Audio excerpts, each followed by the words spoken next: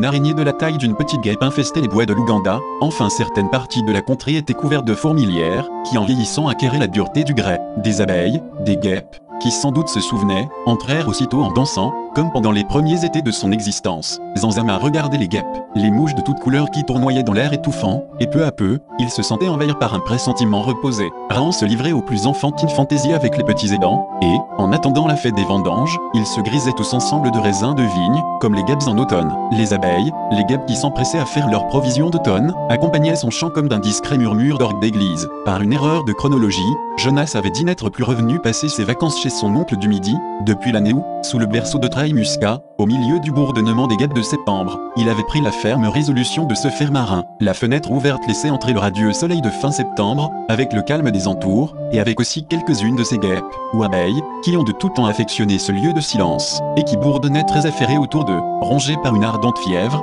Phil entendit subitement des murmures d'eau, des vols de guêpes, puis ces bruits se fondirent en un seul qui ressemblait au ronflement d'un tour. Ce ronflement s'éclaircit, s'atténua et peu à peu se décida en un son argentin de cloche. L'armée païenne avait envahi les champs comme un essaim de frelons. Les bourgeons des Troènes, des buissons de groseilliers, se gonflèrent de savets. Sur leurs branches ensoleillées, des essaims d'abeilles s'abattirent en bourdonnant. L'espace était miroitant d'abeilles.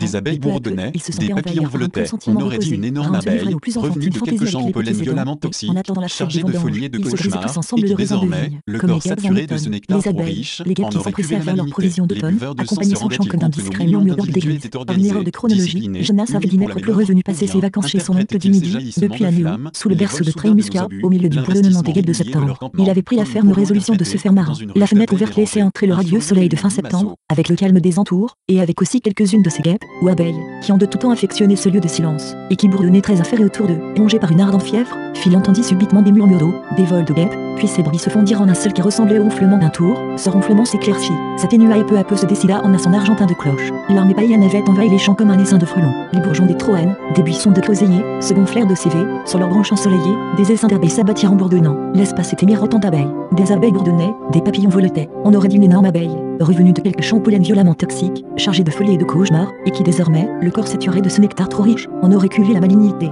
Les buveurs de sang se rendaient-ils compte que nos millions d'individus étaient organisés, disciplinés, unis pour la même œuvre? Ou bien, interprètent-ils ces jaillissements de flammes, les vols soudains de nos obus, l'investissement régulier de leur campement, comme nous pourrions interpréter, dans une ruche d'abeilles dérangées, un furieux et unanime assaut?